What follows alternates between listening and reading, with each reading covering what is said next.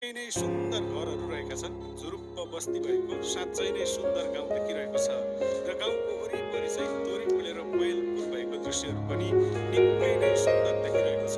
साँच्चै नै सुन्दर गाउँ, साँच्चै नै सुन्दर बस्ती रहेछ यतातर्फको र यो क्षेत्रमा पनि गत असोज 12 गतेको बानी पहिरोले चाहिँ क्षति गरेको रहेछ। खोला वरिपरिका भूभागहरू धेरै बगाएको देख्न सकिन्छ। खास गरी यो विधानचोक गाउँपालिकामा चाहिँ बानी पहिरोले निकै नै क्षति पनि गरेको थियो र यतापट्टि पनि यसरी क्षति गरेको दृश्यहरू देखिन्छ। यो दृश्यहरू हेर्दा निकै दुःख पनि लाग्छ र यो गाउँघरको सुन्दरता अवलोकन गर्न पाउँदा निकै नै खुसी पनि लाग्छ। हामी सुख र दुःखको सङ्गमलाई समेट्दै यस्तै रमाइला दृश्य हेर्दै भुप्देव गाउँतर्फ नै अगाडि बढिरहेका छौँ।